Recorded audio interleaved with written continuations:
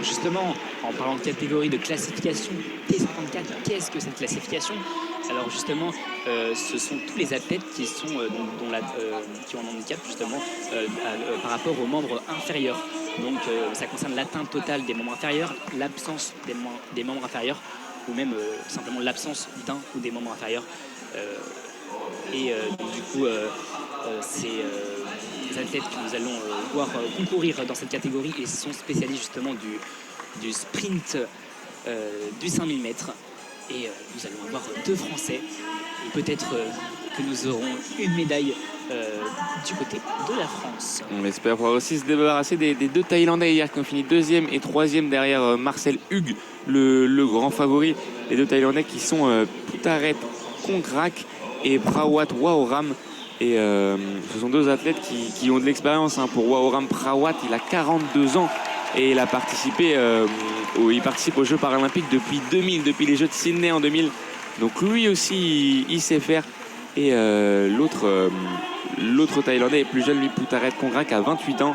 Et il a fini hier exactement dans le même temps que son compatriote Waoram. Donc ça sera aussi deux athlètes à surveiller, tout comme le Britannique Daniel Sidbury, qui a réalisé un chrono de 9,15 m 74 cette saison, juste derrière Marcel Hugues. C'était notamment lors du même meeting qu'ils ont réalisé les 2 meilleurs chronos de l'histoire de cette catégorie. Donc là, on a clairement sur la piste, on va voir le gratin mondial de cette catégorie.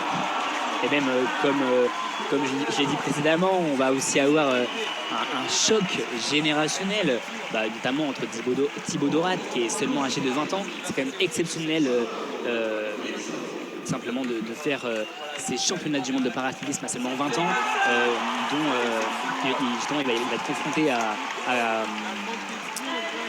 à Marcel Hugues, qui est plus expérimenté, qui est âgé de 37 ans et qui est le favori justement notamment par son expérience. On voit que les athlètes sont toujours sur la ligne de départ, donc c'est comme le 5000 mètres précédent, c'est environ un peu avant le départ du 200 mètres. Donc là, au fin fond de cette ligne droite opposée, à gauche de l'entrée du public et près de l'aire de lancer du lancer de massue, on voit que toujours l'Ouzbek est en train de se préparer. Mais nous, on va se concentrer sur ce 5000 mètres et sur ses chances de médaille pour l'équipe de France. Et justement, à côté du lancer de massue, mais également de ce 5000 mètres, nous avons également d'autres disciplines qui sont commentées justement sur l'autre canal. Alors, nous avons du lancer javelot, du saut en hauteur, du saut en longueur et également du lancer de poids. Et finalement, c'est le 5000 mètres qui vient tout juste de débuter. Et donc justement, alors là, pour l'instant, le peloton est très très serré. Il n'y a pas vraiment d'athlètes qui se démarquent. Alors ils arrivent justement au tout début du 100 mètres. Alors justement, le Français qui se place à la 2e position. Alors il me semble que c'est Thibaut Dorat, si je ne dis pas de bêtises. Il y a plus Julien Casoli qui est en 3e position, alors que Thibaut Dorat est lui plutôt à la fin. De toute façon, ça va être une course de peloton, donc forcément on va les attendre, alors qu'on a vu une caméra qui s'est élancée à la suite des athlètes, alors que là on a deux athlètes qui sont partis un petit peu devant le peloton en la présence de Julien Casoli et de Daniel Sedbury qui sont un peu devant ce peloton, mais de toute façon ça va suivre et ça va être plus rapide que le 5000 mètres précédent que l'on a vu. On sait que là les athlètes vont boucler ce 5000 mètres en environ un peu plus de 9 minutes, entre 9 et 10 minutes normalement pour ces athlètes. Et oui, ça va très très vite. Alors là, ils viennent d'entamer le virage du 12e tour.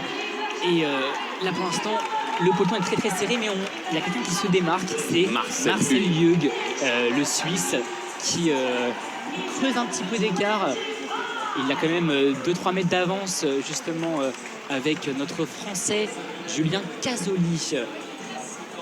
Et ça, et donc là, on va avoir une course pour l'instant. On a toujours Marcel Hugues qui est devant, alors qu'on nous annonce aussi un record du monde qui est tombé dans un des lancers. L'occasion pour nous de vous rappeler que les lancers et les sauts sont commentés sur l'autre canal. Et c'est peut-être un record du monde au saut en longueur. En tout cas, si vous voulez en savoir plus, l'autre canal est disponible pour tous ces concours. Alors qu'ils vont finir là ce 2e ou 3e tour, il me semble, les athlètes. On a un peloton maintenant de 4 coureurs. Et on n'a pas de Français dans ces 4 coureurs qui sont devant pour l'instant. Mais Julien Casoli n'est pas très loin derrière. Oui, comme tu le dis, Julien Casoni n'est pas très loin derrière et Thibaut Dorat, alors si je ne me trompe pas, il est également dans, dans les derniers. Et il va essayer de recoller là. Il n'y a pas des gros écarts, mais on a un petit groupe de 4 mené par Maciel Hugues qui est parti devant. Et derrière, ça va essayer de recoller avec Julien Casoni qui est accompagné d'un autre athlète. Et là, ils vont rentrer dans le virage, le dernier virage au bout de la ligne droite opposée. Et on voit que pour l'instant, oui, ça s'attend un peu. Il y a un regroupement. Et c'est une course un petit peu tactique, hein. C'est une finale, on le sait. Les athlètes ne vont pas tout lâcher dès le début. Et ils vont regarder évidemment pour la fin et pour les derniers tours, comme on l'a vu juste avant avec le japonais dans la course précédente. Tout à fait. Il faut qu'il garde de l'énergie. Mais en tout cas, pour l'instant, Marcel Hugues s'impose de 3 mètres à l'avance. Mais pour l'instant, on a quand même un peloton qui est très très serré. C'est très très serré. Marcel Hugues qui s'envole, qui maintenant creuse l'écart avec un peu moins de 10 mètres d'avance. Et les 6 athlètes qui suivent sont au coude à coude. Marcel Hugues qui accélère au virage, c'est tout à fait impressionnant. Il s'élance là pour le quatrième tour. Oui, c'est ça. Et on a vu que juste avant, dans sa dernière ligne droite, donc la ligne droite qui est devant nous, il a voulu regarder derrière, essayer de voir un peu comme dans une course de vélo qui voulait prendre le relais ou quoi que ce soit. Et personne n'a voulu passer, donc il a accéléré et il a pris un petit peu d'avance. Et il est suivi maintenant par le Britannique Daniel Sidebury, il me semble, qui est. C'est le Britannique. On a en tout cas le Britannique et le Thaïlandais qui sont derrière le au côte à côte. Au coude à coude, pardon, excusez-moi. Et le Britannique qui double le Thaïlandais dans la ligne droite opposée par rapport où nous situons. Et Marcel Hugues qui creuse l'écart. Là, on a un peu plus de 20 mètres d'avance. Il est suivi justement par 3 autres athlètes qui sont au coude à coude. Alors, nous avons le Thaïlandais, le Britannique et, si je ne me trompe pas, l'athlète du Koweït, il me semble, Faisal Al-Rajei, qui est avec. Alors que nos 2 Français, pour l'instant, sont un petit peu décrochés, hein. Ils sont dans le dernier groupe, un groupe de 5 athlètes qui a pris quelques mètres de retard. La course n'est pas finie, il va rester 7 tours, on est aussi à la mi-course. Mais en tout cas, Marcel Hugues, là, il a fait un sacré écart là, pour vous situer un petit peu. Il va rentrer dans la dernière ligne droite qui est devant nous, alors que ses concurrents attaquaient seulement le 2e virage. Donc là, il a quand même beaucoup d'avance. Il a presque 70 mètres d'avance. Oui, là, il est à quasiment un peu moins d'un quart de la piste d'avance. Et pour l'instant, ça se joue. La deuxième place, elle se joue entre justement l'anglais et le thaïlandais. C'est très très serré. Et Julien Casoli et Thibaut Dorat qui sont dans le dernier groupe pour revenir justement au lancer de massue. Sarvar Asimov justement a effectué pour l'instant 5 jets, dont le meilleur a été son 4e, 34,82 m, ce qui lui permet de se hisser à la 4e place dans le classement. Et donc là, il s'apprête à lancer son 6e jet. Ce qui fait qu'il a battu son record personnel, hein. Déjà l'Ouzbek, il avait un record personnel autour des 33 mètres. Et l'Ouzbek qui rate justement son 6e jet. Et au final, il ne se hissera qu'à son... Alors que là, on peut presque dire que pour Marcel Hugues, c'est fait, hein. Il est dans la ligne droite opposée, alors que les autres athlètes passent seulement la ligne d'arrivée devant nous. Donc clairement, là, il va rester 5 tours, mais il a beaucoup d'avance. Et ça peut revenir là sur ce groupe de 4 poursuivants. On a le groupe des Français qui sont derrière. Donc dans ce groupe de 5, mais il y a un tout petit écart. Et si ce groupe des Français pouvait revenir, les 2e et 3e places pourraient se jouer dans ce groupe et vont rentrer là justement sous l'impulsion on a quelqu'un avec un maillot vert, mais c'est peut-être celui des Émirats Arabes Unis, qui a permis à tout le monde de rentrer. Donc là, on a Marcel Hugues qui a 200 mètres d'avance sur tout le monde. Et derrière, ça va se jouer la 2e et la 3e place. Il a clairement un demi-tour d'avance. Marcel Hugues, c'est vraiment une démonstration qu'il est en train de réaliser. C'est tout à fait exceptionnel. Mais en tout cas, les derniers athlètes qui étaient à l'arrière du groupe rattrapent, notamment nos Français, Thibaut Dorat et Julien Casoli, qui rattrapent. Ils ont rattrapé justement les 4 athlètes qui suivaient Marcel Hugues Alors peut-être justement ils font la même technique justement que le japonais Kazakawa qui a gardé son énergie pour la fin comme on l'a vu précédemment. En tout cas, nos Français qui récoltent Thibaut Dorat et Julien Casoli. Alors que Marcel Hug, on le voit passer devant nous toutes les 30 secondes. Il va à une vitesse folle. Et lui, il est peut-être aussi parti pour chercher un record. On sait qu'il détient son propre record du monde en 9 minutes 15. Là, il va lui rester 3 tours à boucler. Il est un petit peu moins de 7 minutes 30. Donc pour la médaille d'or, c'est fait. Et il serait même capable de rattraper l'autre peloton et de leur mettre un tour à tout le monde. Là. Alors pour l'instant, oui, comme tu disais, il est capable de rattraper.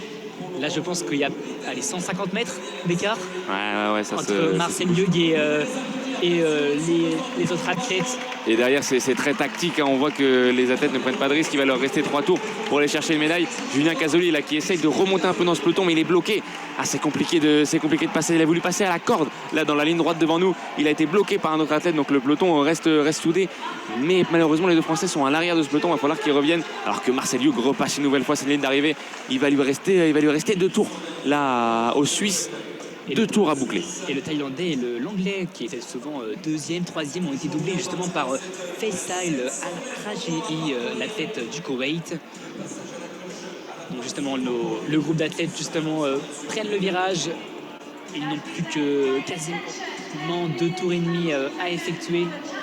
Et Marcel Hug qui les rattrape, qui est à une vitesse phénoménale. Donc Marcel Hug est en train d'entamer sur la ligne du 100 mètres alors que justement le groupe d'athlètes viennent de passer justement la ligne du 100 mètres. Il a quasiment mis un tour justement à ce groupe d'athlètes. Et c'est peut-être son objectif. Exceptionnel. On voit que là, il est plus très long, mais par contre, ça va s'emballer. Là, dans le groupe des poursuivants, ça s'emballe. Parce que là, ils ont attendu un peu sur le dernier tour, c'était tactique, mais là, ça part. Et on a un groupe de 5 qui commence à se dépêcher devant. Et je vois Julien Casoli qui essaie de s'accrocher à ce groupe de 5. Il va falloir aller chercher cette médaille, Julien. Il est bien placé. Là, il est 5e pour l'instant. Il attaque la ligne droite devant nous et on va attendre la cloche. Il va rester un tour pour les poursuivants, alors que Marcel Hug va là venir finir et remporter la médaille d'or pour le Suisse. Et Marcel Hug qui a quasiment mis un tour justement à nos athlètes. C'est exceptionnel, il est à la première place et il remporte justement 9 minutes 35, record des championnats. Le précédent record était détenu par ce même Marcel Hug en 10-19. Donc il a mis presque 1 minute à son dernier record. Alors que là, ils sont dans la ligne droite opposée. Et Julien Casoli, il va falloir qu'il s'accroche là. Il s'accroche. Alors Thibaut Dorat, il est encore un peu il y a un les écart derniers qui se du creuse. groupe, mais l'écart se creuse. Et Julien Casoli qui va s'accrocher. Mais malheureusement, ça va pas le faire. Ça va être très très compliqué. Et nous avons le deuxième. Donc alors, il me semble que c'est le Thaïlandais et l'Anglais. Là, on a un sprint là. Le Thaïlandais et l'Anglais qui se place justement à la 2e et 3e position. D'abord, nous avons, alors si je ne me trompe pas, l'Anglais qui est à la 2e. C'est le Thaïlandais qui est à la 2e place. Excusez-moi, c'est l'inverse. Le Thaïlandais qui se place à la 2e position et l'Anglais qui est 3e. Daniel Sudbury qui finit 3e. On va attendre quand même la confirmation des temps. Mais il me semble bien que c'était le Thaïlandais. On n'aura pas de record du monde pour cette course, même si Marcel Hug a réalisé une course tout à fait exceptionnelle. Alors pour les temps, nous avons le Thaïlandais qui a réalisé 10-15. Waoram. Qui se place à la 2e position. Rawat Waoram. 10 minutes et 15 secondes.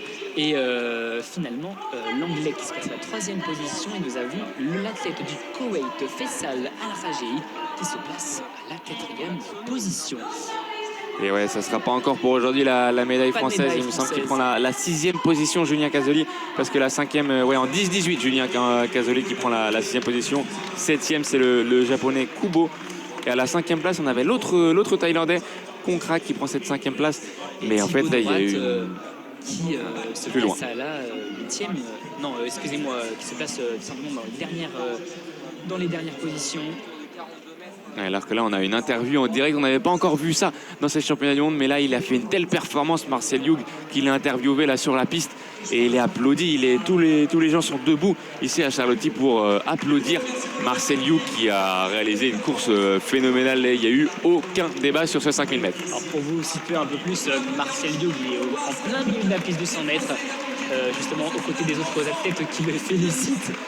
Alors justement, il lui serre la main. Et Marcel Liu qui a fait tout simplement un temps exceptionnel. Et justement, il est en train de saluer les autres athlètes. Et les autres athlètes le saluent. Richard Letty également l'applaudissent. Et ce Suisse, on n'a pas fini d'entendre parler parce qu'on va le revoir sur le 1500 mètres et le 800 mètres, donc des distances beaucoup plus courtes. Mais quand on voit la vitesse où il boucle un 400 mètres, on pense qu'il peut clairement aller chercher plus. Il est aussi détenteur du record du monde du 1500 mètres. Donc bon, et du 800 mètres, il détient tous les records du monde, ce Suisse. Donc on va le revoir sur d'autres distances. Mais en tout cas, là, il a frappé très fort. Et voilà, ses concurrents sont prévenus pour les prochaines disciplines. Il veut rien laisser, le Suisse. Ça, c'est sûr. Et surtout, il est quand même âgé de 37 ans. Il a quand même fait la différence par rapport à nos jeunes athlètes, notamment Thibaut Dorat, âgé de 20 ans. Donc Thibaut Dorat, il faudra qu'il s'entraîne encore un peu plus face justement à l'expérimenté Marcel Hug. Et justement, Marcel Hug qui se félicite, qui applaudit. Mais en tout cas, par rapport au retour au lancer justement de Massu, où ce sera le Lituanien Gennadij Zarmitaskin qui va faire son entrée justement, qui s'est déjà placé justement sur la chaise de lancer et qui va justement effectuer ses lancers de préparation, ses jets de préparation. Alors on le rappelle, 4 minutes d'échauffement et avant d'effectuer ces 6 jets consécutifs. Alors si on peut le rappeler, quel est le palmarès du Lituanien? Il n'y a pas un grand palmarès pour le Lituanien. Il a un record à 23,75 m, ce qui est quand même beaucoup plus faible que les autres concurrents. Après, on va voir ce qu'il arrive à proposer. Il va bientôt finir ses jets d'essai. Mais en tout cas, on ne mise pas forcément sur lui pour l'instant pour une médaille. Mais on suivra par contre juste après Gingbo le Chinois et Walid Ferra l'Algérien qui, eux, pourront clairement aller chercher cette médaille. Oui, clairement, on finit sur les deux favoris. Avec, mis à part Liuli qui est également l'un des favoris, mais comme tu le dis, Kimbo et Walid Ferra qui sont les autres favoris de cette compétition. Et le Lituanien qui vient de commencer justement ses lancers de préparation. Alors que la prochaine course qui s'élancera, ça sera le 400 mètres homme en T34. Donc ça sera les séries. On aura 2 séries avec 6 athlètes. Donc là aussi, la catégorie T34, ça correspond généralement à une atteinte légère des membres supérieurs et du tronc et un handicap sévère au niveau des membres inférieurs. Donc là aussi, ça sera une course en fauteuil pour ces athlètes. Et dans la première série, on aura le Tunisien Walid Ktila qui est âgé de 37 ans et qui sera un des favoris de cette épreuve car il a remporté 5 médailles d'or aux Jeux paralympiques. Et c'était pas sur la distance de 400 mètres, mais en tout cas, il a 5 médailles paralympiques. Et au championnat du monde 2017, il a remporté les distances du 100 mètres, du 200 mètres, du 400 mètres et du 800 mètres. Il avait fait le quadruplé et il est champion du monde en titre en 2019. Et il sera lors de la première série au couloir numéro 3. Au couloir numéro 4, on aura un athlète qui viendra de Mauritanie, Roberto Mitchell, si je ne dis pas de bêtises. Et on aura un autre favori au couloir numéro 5, Mohamed Al-Hamadi, qui vient des Émirats Arabes Unis et qui lui aussi pourra peut-être concurrencer le Tunisien Walid Tila. Au couloir 6, on aura le Chinois Yang Wang. Au couloir 7, le Finlandais Henri Mani. Et au couloir 8, le Qatari Ali Radi Arshid. Et donc justement, comme tu le disais, on va quand même avoir une sacrée concurrence justement entre le Tunisien et l'Émirati. Ils sont quand même un sacré palmarès. Tous deux également âgés de 37 ans. C'est quand même exceptionnel à cet âge, 37 ans de parvenir justement à ces exploits. Et justement, le Lituanien qui vient de commencer ses jets au lancer de massue. Alors, il a réalisé justement son record personnel, 24 mètres 37, lors de son deuxième jet. Alors il s'améliore, mais il est encore loin quand même de se hisser justement à la première place qui est détenue toujours par Liliou, qui a justement fait un jet de 40 mètres 90. En tout cas, il peut grappiller quelques places. En tout cas, on espère pour lui qu'il va grappiller quelques places, mais il est encore loin. Alors là, il va effectuer son 4e jet. Il se prépare, la massue en main. Et toujours justement se tenant à la barre pour justement avoir plus d'impulsion et pour faciliter justement son lancer. Alors justement, il a la lancée, il a la massue à la main droite, si je ne me trompe pas. Oui, c'est ça, il a été replacé, il va pouvoir faire son 5e lancer là avec ce lancer qui est parti un petit peu à gauche. On va voir s'il a réussi à améliorer ses 24 mètres 57. Mais c'était 24 mètres 57 sur son 4e essai. Là, sur le 5e essai, on va voir s'il a amélioré. En tout cas, il est 10e et il finira sûrement en dernière position de ce concours. 23 mètres 67 pour ce 5e essai. C'est pas encore suffisant, mais et surtout que le 6e jet, c'est toujours le plus compliqué. À chaque fois, il y a toujours un peu plus la fatigue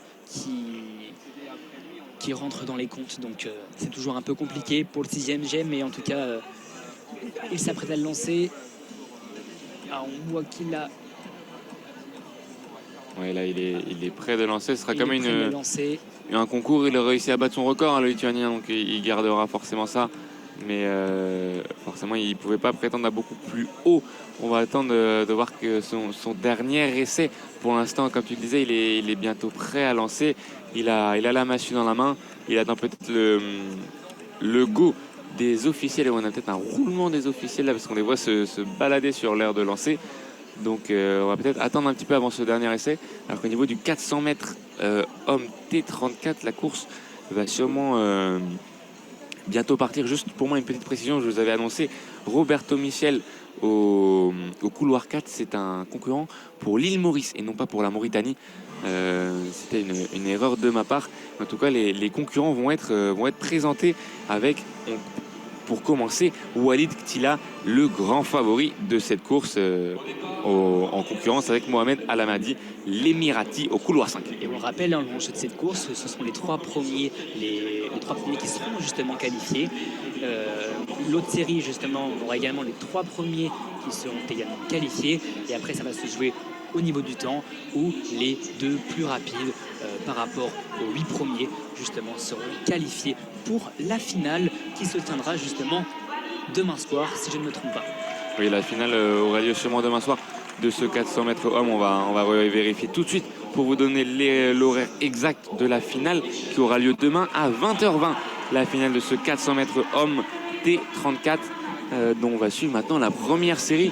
Donc ils vont s'élancer un 400 mètres, c'est un tour de piste. Hein. Ils vont s'élancer de juste devant cette ligne d'arrivée, donc juste devant notre tribune de presse. Et ils vont effectuer un tour pour aller boucler ce 400 mètres et aller chercher une des 3 premières places, comme tu le précisais, Oscar, il y a quelques instants. Et par rapport justement, pour vous situer par rapport à l'entrée, c'est juste en face, c'est tout simplement à l'opposé de l'entrée.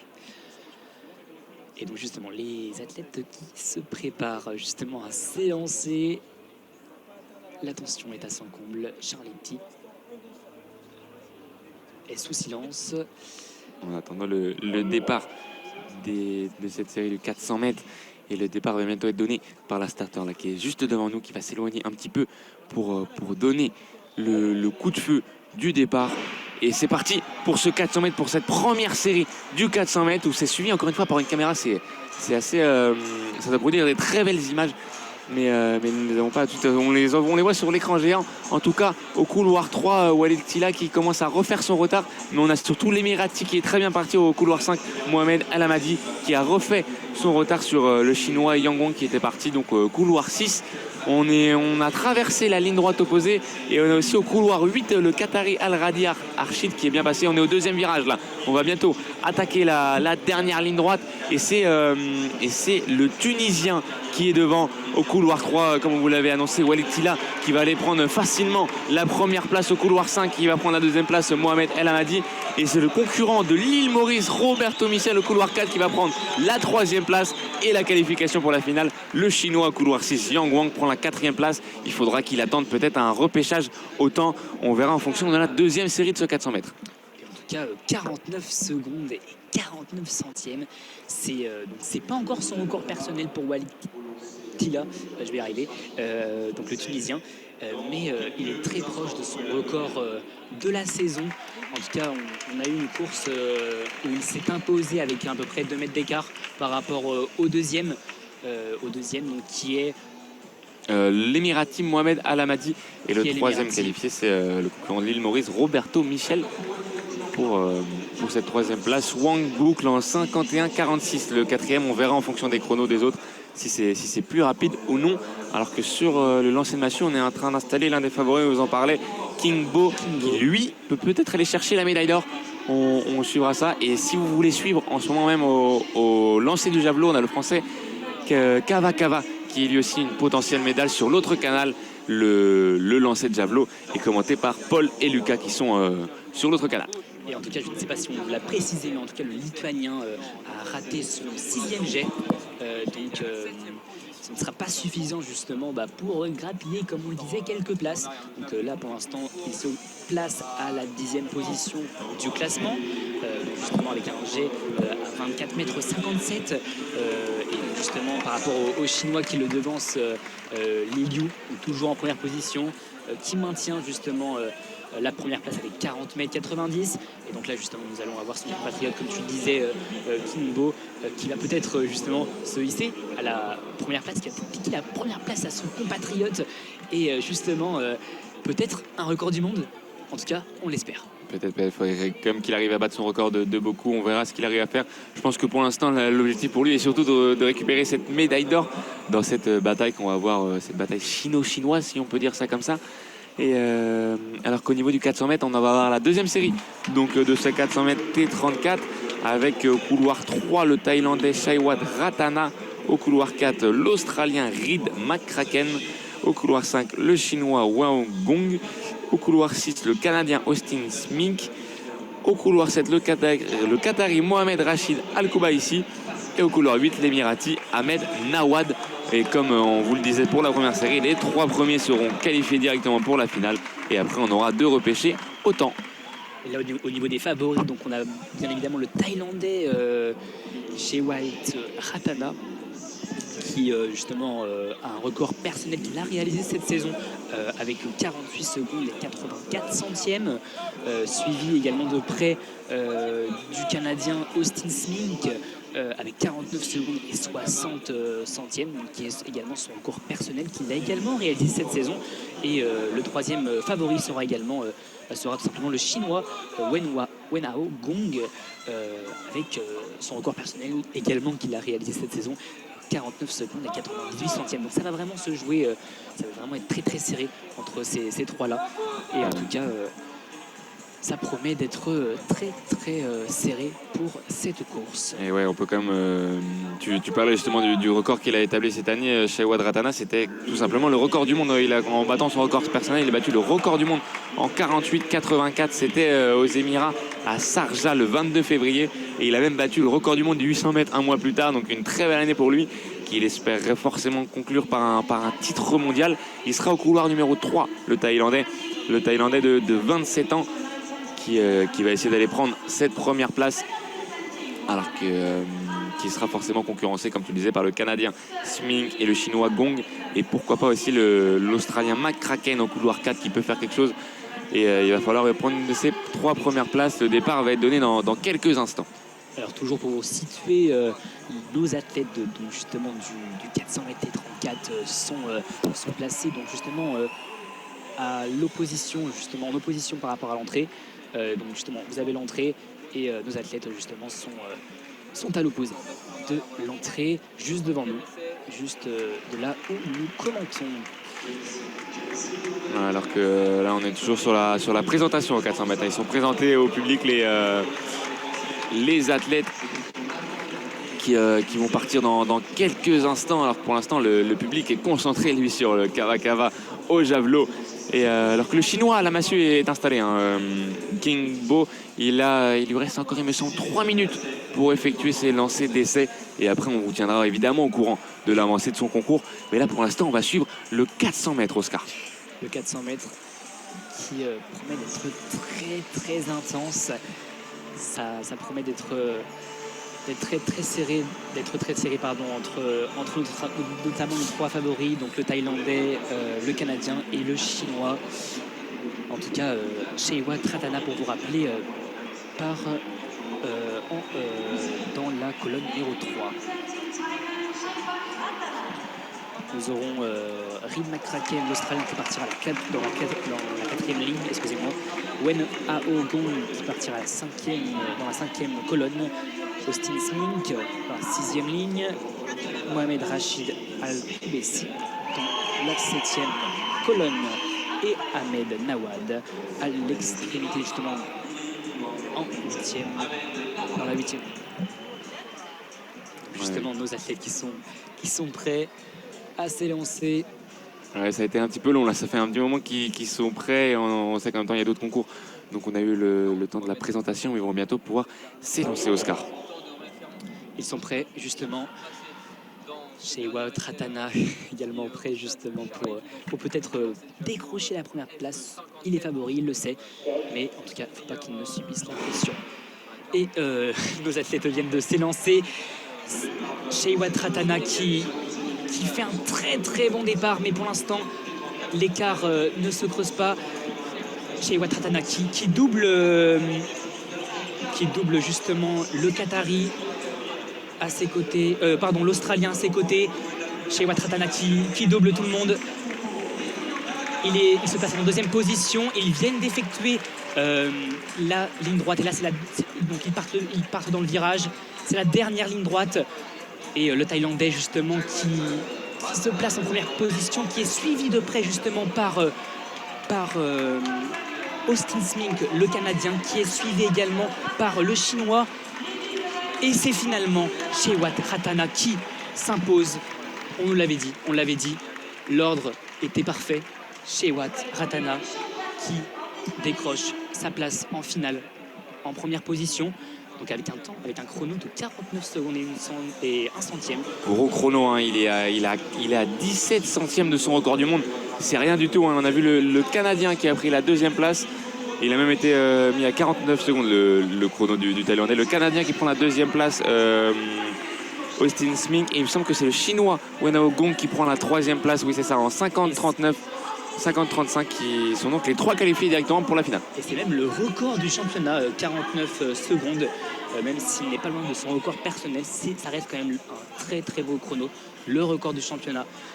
Et donc justement qui sera suivi de Austin Smink qui a réalisé donc un chrono de 50 secondes.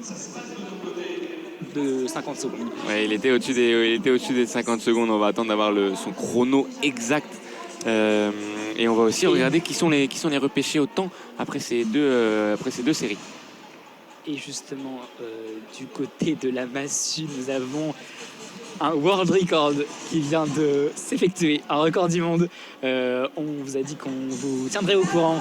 Et donc Kimbo, dès son premier lancer, dès son premier jet, a établi le record du monde, 45 mètres 40. Alors il le dépasse de quelques centimètres, mais en tout cas c'est fait. Il détient le record du monde du lancer de massue dans sa catégorie. Alors il a fait 45 mètres 40 lors de son premier jet, 2e jet 45 mètres 24 et son 3e jet qui est un peu plus faible, 43 mètres 20. C'est exceptionnel. Incroyable, ces 2 lancers au-dessus des 45 mètres. Il faut se rendre compte que son record avant était de 44 mètres 33. Et là, son 4e lancé, encore, elle est très loin, on va attendre la mesure. Mais est-ce qu'il pourrait rebattre le record du monde une 2e fois? En tout cas, là, le Chinois, il a écrasé tout le concours. 46 mètres 60. Il bat encore une fois le record du monde d'1 mètre. Mais quelle performance il nous sort. Kimbo, il a mis 2 mètres à son record personnel. Il a mis 1 mètre au record du monde. Et il va lui rester encore 2 essais pour aller chercher encore plus loin. C'est exceptionnel. Vraiment, là, c'est incroyable. Il nous fait simplement une démonstration. Et donc, ça veut dire qu'on aura 2 Chinois pour l'instant sur le podium. C'est même assuré. 2 Chinois sur le podium. Donc, l'un en première position pour l'instant et l'autre en 2e position. Et Kimbo qui vient d'effectuer son 5e jet.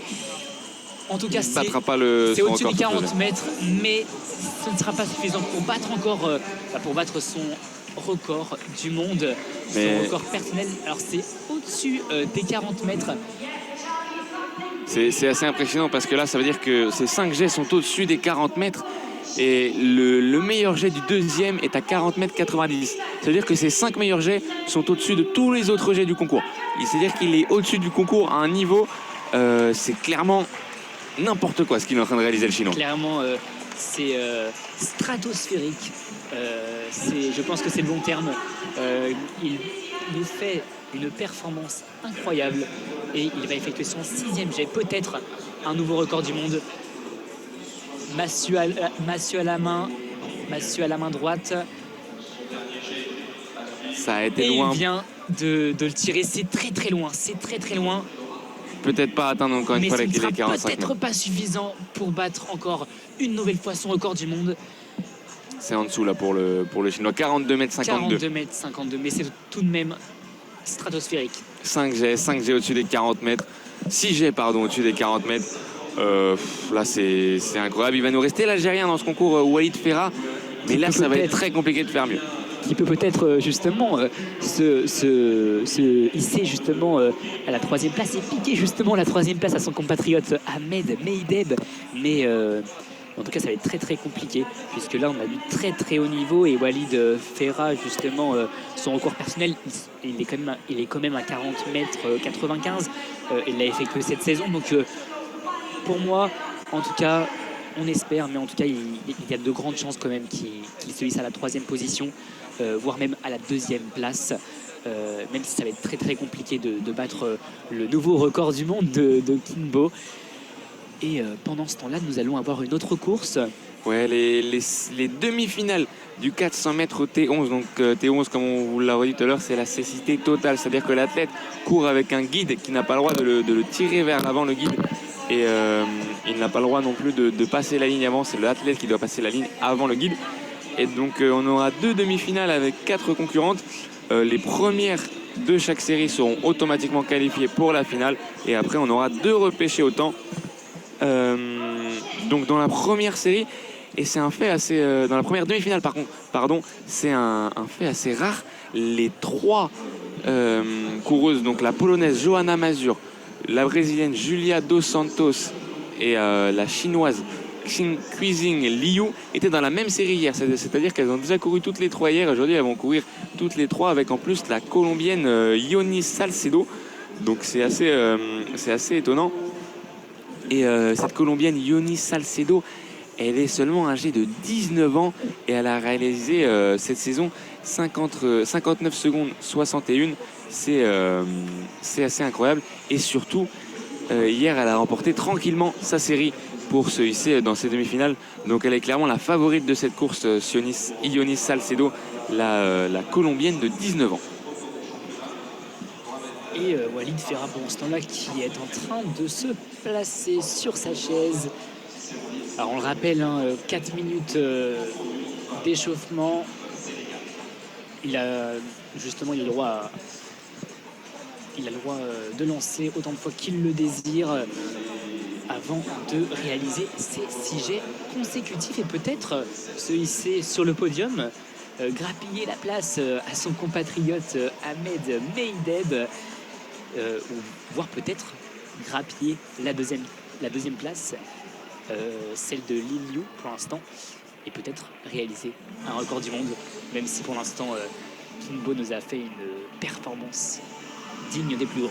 C'est vrai qu'après ce qu'on vient de voir avec le chinois Kimbo, on peut s'attendre à n'importe quoi là, parce que clairement il a tellement impressionné tout le stade Charletti que là on ne sait plus trop à quoi s'attendre.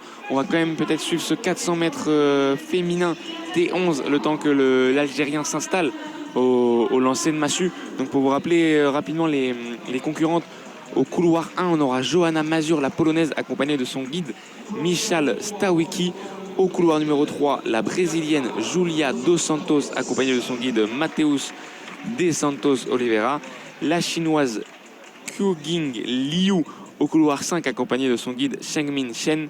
Et au couloir 7, donc la favorite, la jeune colombienne Ioni Salcedo, accompagnée de son guide Niver Rangel. concurrence est rude. La concurrence est rude et même, comme tu disais, les favorites, ça reste quand même la chinoise Qiqing Liu qui a réalisé un record personnel à 56 secondes, même si cette saison, elle reste quand même au-dessus de la barre des 1 minute. Et c'est vrai qu'elle est, on l'a pas précisé, mais cette chinoise est record woman du monde qu'elle avait réalisé en 2018 en Chine à Beijing. Mais cette année, voilà, elle n'a pas réussi à descendre sous ce chrono fatidique de la minute, ce qu'a réussi à faire Yonis Salcedo et même la brésilienne Julia dos Santos. Donc ça peut être serré, même si cette première place est quand même normalement plus promise à la colombienne. Tout peut se passer pour ce 400 mètres qui va s'élancer dans quelques instants.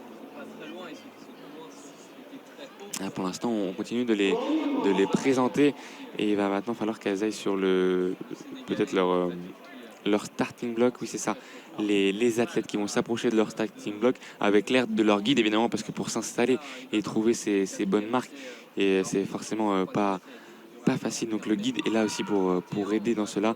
Et on voit que là, les athlètes maintenant sont placés avec les mains juste derrière la ligne. On vous le répète, ce 400 mètres, c'est donc un tour de piste qui s'élancera depuis la ligne d'arrivée juste devant notre tribune de presse. Et ça va se courir aux alentours de la minute. Et donc on est bientôt près du départ. La starter a le pistolet dans la main pour donner le départ.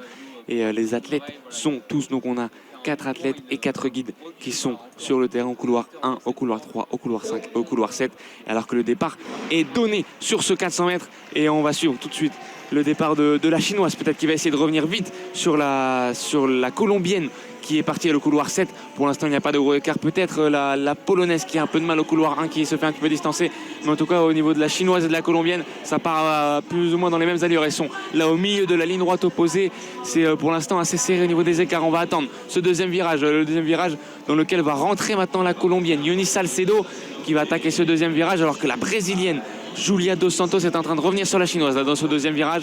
Et on va maintenant attaquer l'entrée de la dernière ligne droite avec la colombienne qui va sortir en tête de ce deuxième virage. Qui va être suivi de très près par la brésilienne là, qui fait un super effort.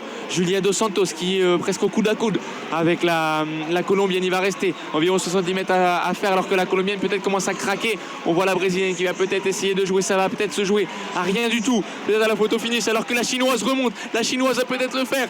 Et c'est finalement la colombienne, il me semble, qui est passée en tête.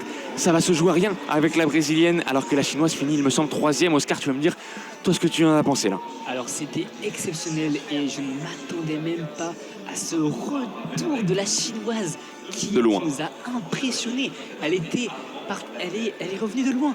Elle est revenue de loin. Alors donc du coup nous avons la colombienne qui finit à la première position avec 59 secondes et 78 centièmes, donc sous la barre des 1 minute. Ensuite nous avons la brésilienne dos Santos qui finit à la deuxième position à 2 centièmes d'écart, à 59 secondes et 80 centièmes. Et la chinoise, malheureusement, ça n'a pas suffi malgré le fait qu'elle soit revenue avec 59 secondes et 92 centièmes. Ça s'est joué à rien entre ces 3 premiers athlètes et leur guide, bien évidemment, qu'on n'oublie pas, puisqu'ils étaient là également pour faire le travail. Mais en tout cas, c'était très, très serré. La colombienne qualifie donc directement pour la finale. Et pour la brésilienne Julia dos Santos et la chinoise Qiqing Liu, il faudra attendre peut-être un repêchage au temps. On va donc voir maintenant la deuxième série qui va s'élancer dans quelques minutes pour voir qui sont les qualifiés pour la finale qui aura lieu demain à 20h10, cette finale du 400 mètres féminin T11. En tout cas, pour cette deuxième demi-finale, nous avons Merve Nur, Kazjergan, excusez-moi, donc un Turc qui a un record personnel à 1 minute 4. Ensuite, donc, il sera dans la colonne numéro 1. Ensuite, nous avons Lajla Ishitile et Sem Chimanda qui vient de la Namibie, il me semble, l'athlète namibienne Lajla Ishitile. Et qui ont un record personnel à 58 secondes et 46 centièmes qu'ils ont réalisé cette saison. Ensuite, nous avons d'autres Colombiens, Angie Babon et Luis Dair Arizala, qui est le 10 d'Angie, et qui ont leur record personnel à 57 secondes et 46 centièmes. Dans la dernière colonne de cette course, nous retrouvons Thalita Simplicio, accompagnée de son guide Felipe Veloso, donc deux Brésiliens qui justement ont leur record personnel qui s'élève à 56 secondes et 80 centièmes, qui justement par rapport aux autres athlètes, c'est le meilleur record, c'est le meilleur chrono qu'ils ont. Donc en tout cas, ce sont eux les grands favoris. Du côté du lancer de massue, nous avons Walid Ferra, donc justement qui a réalisé plusieurs jets, 3 premiers jets, avec le premier justement qui s'élève à 36 mètres 7.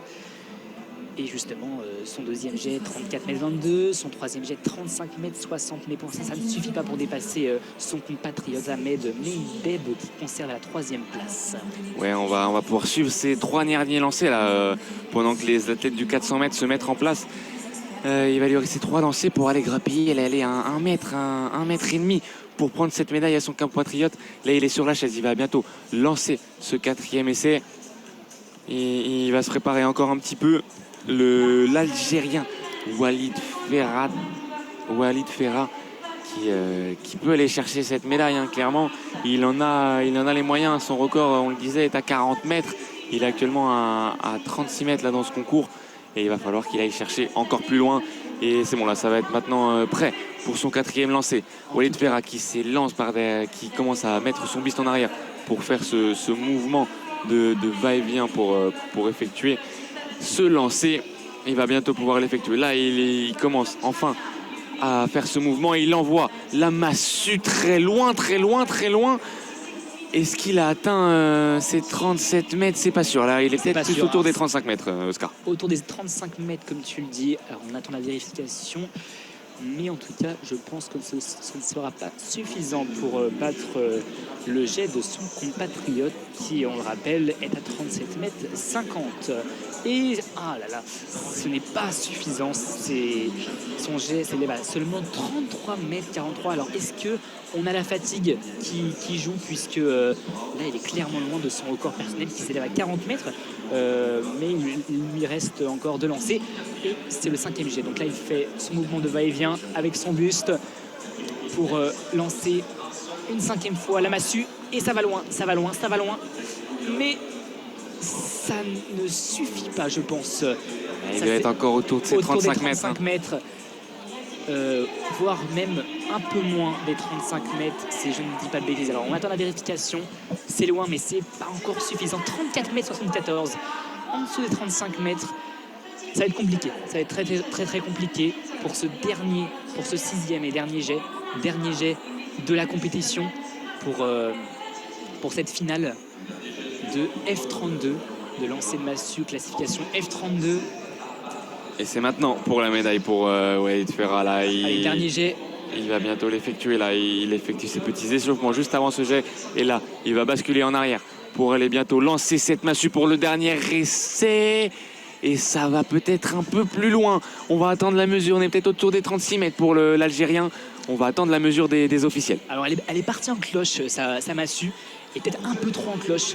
Ça va peut-être pas lui permettre de battre son record qui est à son meilleur jet qui est à 36 mètres et 36 mètres 7. Et au final, son 6e jet s'élève à 34 mètres 88. Ça ne sera pas suffisant justement pour grappiller la place justement de son compatriote, la 3e place de Ahmed Meibeb.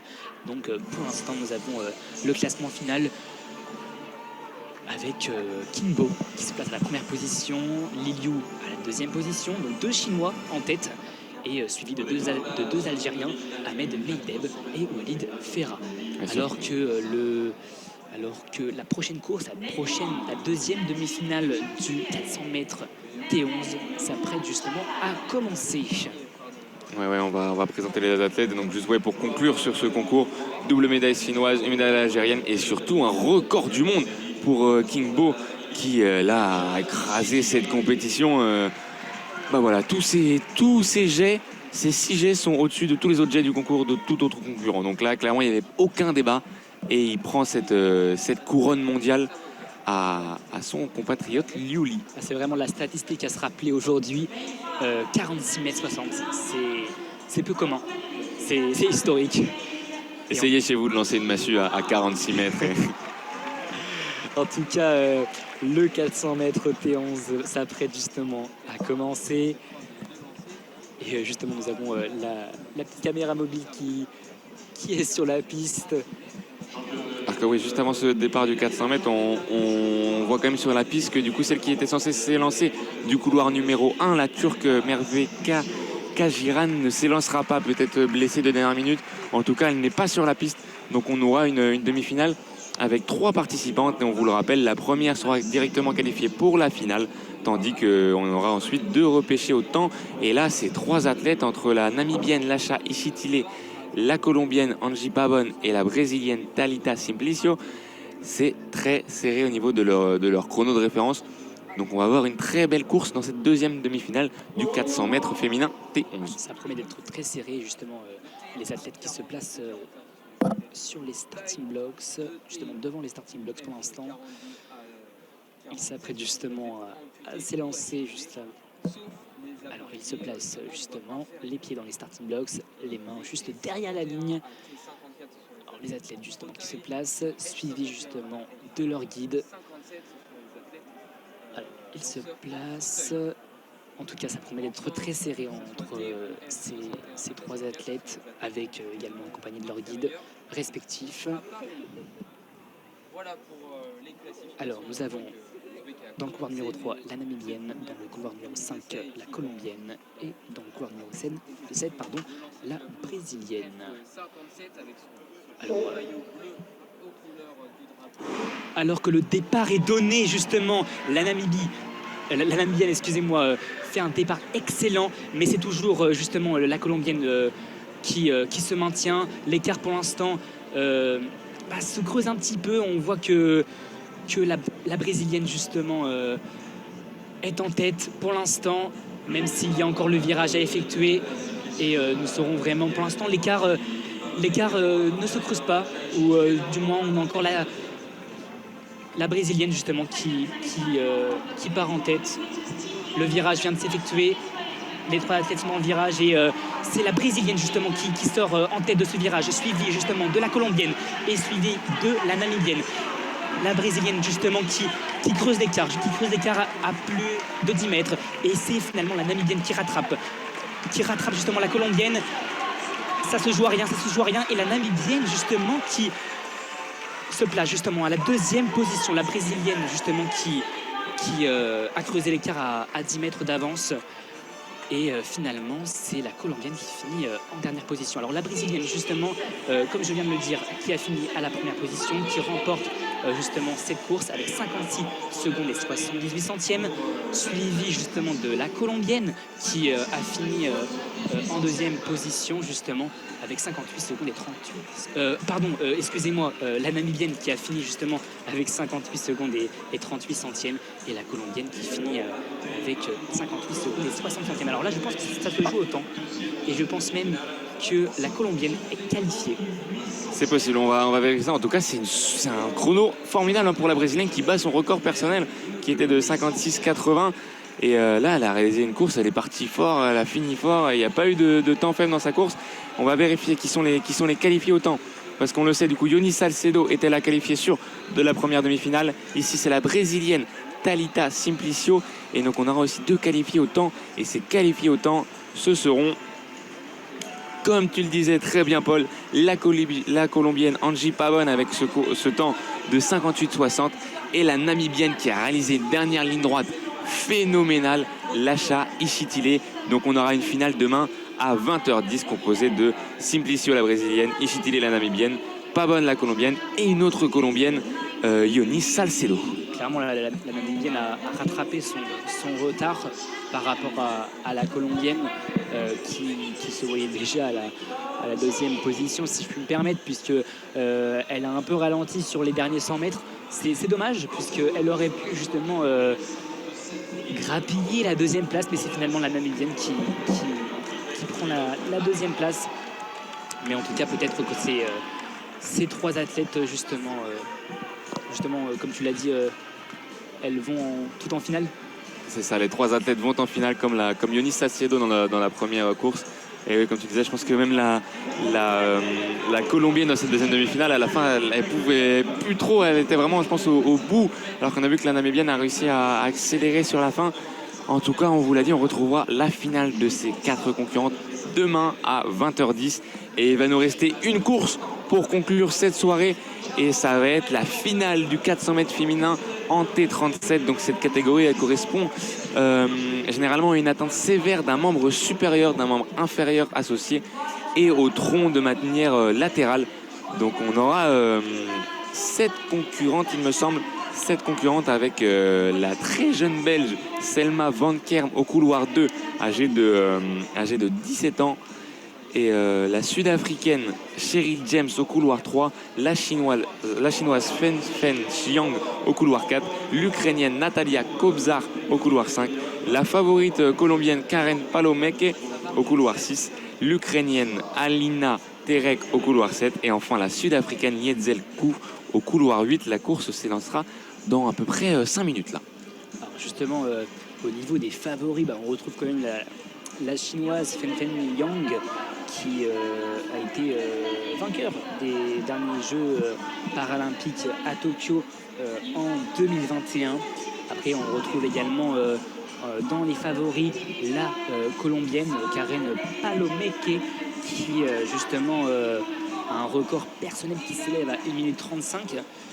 Après, on n'a aucune athlète qui a établi son record personnel en dessous de la barre des 1 minute. Donc la course promet quand même d'être très très serrée. On est à peu près autour de 1 minute 1 pour les favoris. Et on a aussi l'Ukrainienne Natalia Kobzar qui est championne du monde en titre, qui sera au couloir 5.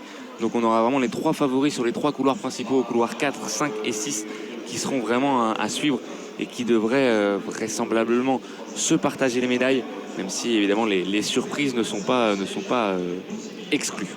Et Natalia Kobzar qui justement avait remporté l'argent à Tokyo, donc peut-être qu'elle va prendre justement sa revanche sur la chinoise Fen Yang.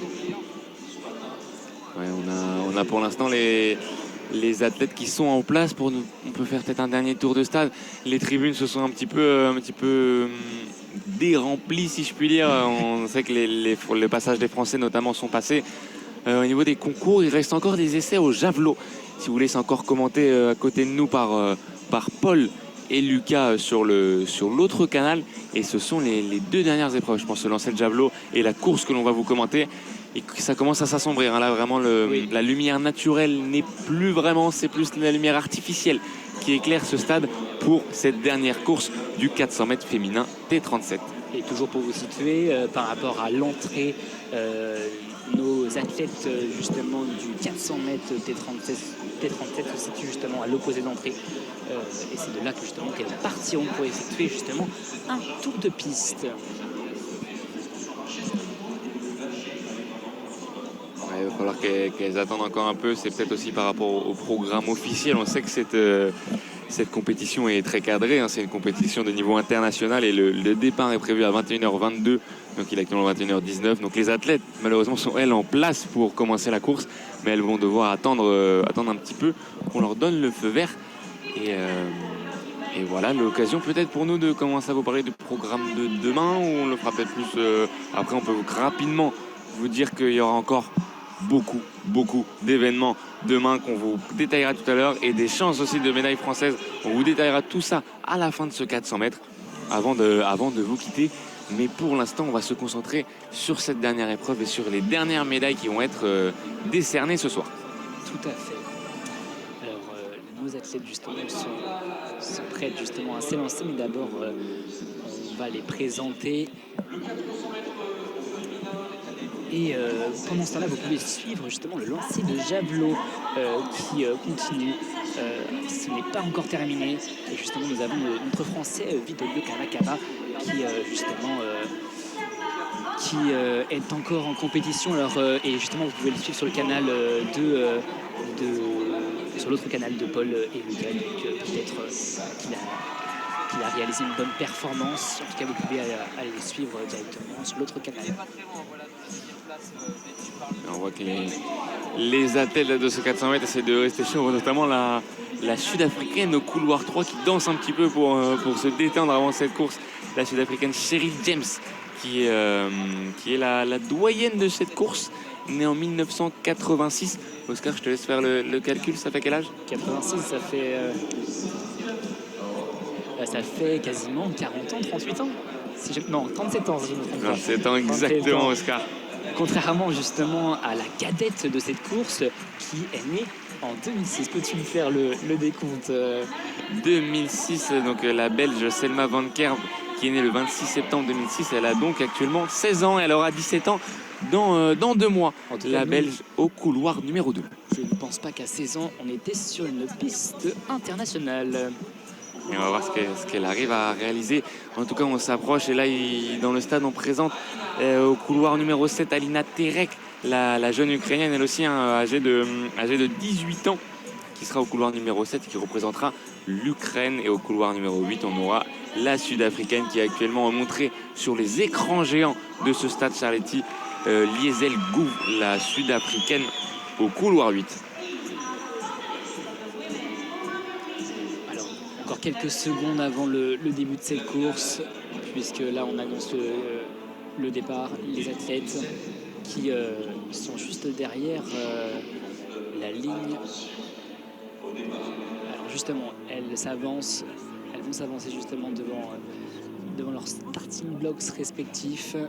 Et ouais, comme on l'a vu tout à l'heure sur le 100 mètres, sur cette catégorie T37, en fonction du handicap qu'elles ont, elles n'ont pas toutes forcément un starting block. On voit notamment la chinoise au couloir 4 qui n'en a pas. Et la Sud-Africaine. Et aussi, on a aussi au couloir 6 la Colombienne, la grande favorite Karen Palomeke, qui n'a pas de starting block non plus. Elle s'élance, elle, debout. On voit, c'est assez d'ailleurs perturbant au final visuellement, parce que c'est la seule qui est totalement debout, totalement droite, alors que les autres sont sur le starting block. Et le départ est lancé de ce 400 mètres, de cette dernière épreuve de la journée, avec Karen Palomeke, qui a déjà repris l'Ukrainienne du couloir 7. Elle est bien partie, et surtout la chinoise Fen Jiang qui est partie très fort au couloir 4. Elle est déjà passée devant la Colombienne dans cette ligne droite opposée, et on voit direct que le duel va se faire entre cette Colombienne et la chinoise au couloir 6 et au couloir 4. On va être bientôt au bout de ces lignes droites opposées. La chinoise a un léger avantage sur Palomeke.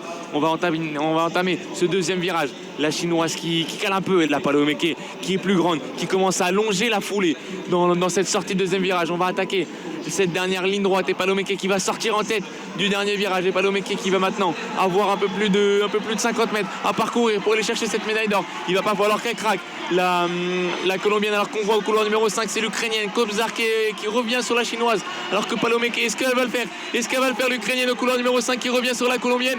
C'est finalement Palomeke qui va remporter la médaille d'or en un peu moins d'1 minute 01. L'Ukrainienne Kobzar prend la médaille d'argent, et la chinoise Fen Jiang prend la médaille de bronze de ce 400 mètres. On l'a vu clairement, la chinoise qui est partie à une vitesse au début phénoménale, mais au final elle s'est fait piéger, puisqu'elle a un peu manqué de vitesse sur la fin. Elle s'est peut-être trop précipitée par rapport justement à Palomeke, qui a su garder une régularité. On la voit, elle est un peu déçue. À la fin, elle a clairement ralenti le rythme par rapport justement à ce qui a permis justement à l'Ukrainienne de rattraper son retard et de décrocher la médaille d'argent. Donc médaille d'argent pour l'Ukrainienne et médaille de bronze pour la chinoise. La Chine qui aura quand même pris quelques médailles ce soir, quand on pense notamment au lancer de massue où ils ont pris 2 médailles, et vont aussi grimper aussi au classement des médailles de cette compétition. Et la Colombie avec Palomeke qui prend aussi une médaille supplémentaire. On les a vu pas mal depuis 2 jours, les Colombiens, notamment aussi sur les sauts et sur les courses qui sont très présents.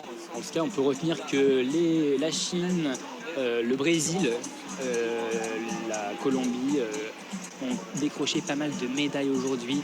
Et Karen Palomeke qui hisse le drapeau colombien, qui lève les bras avec son drapeau, et qui justement se dirige au milieu de la piste. Elle vient justement saluer son adversaire, la sud-africaine Giselle Goose.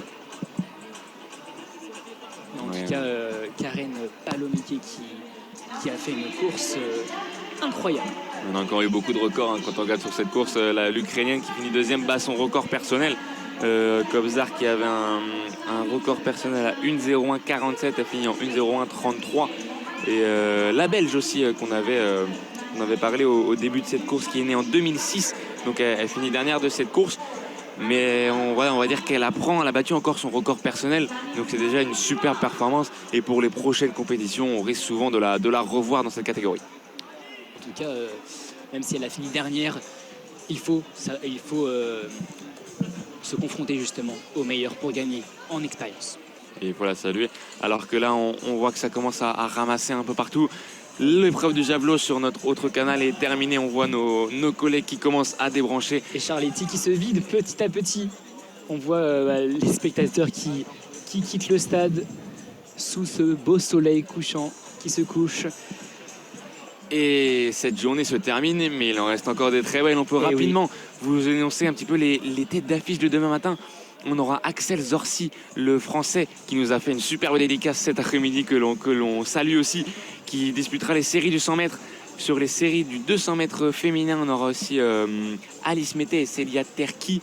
On aura les demi-finales du 400 mètres hommes avec Timothée Adolphe, que l'on a vu ce matin, et Trésor Makunda. Et voilà, on aura encore des très belles épreuves aussi demain soir, avec notamment la finale du 100 mètres féminin T47 avec Brittany Mason, qu'on a commenté tout à l'heure, qui a réalisé une très belle course, et plein d'autres. Et il y en aura encore toute la semaine ici à Charletti. Et ce jusqu'au 17 juillet. On vous remercie de nous avoir suivis. Merci Oscar. À vous. Merci Josué. Et on vous souhaite une bonne soirée sur Paris.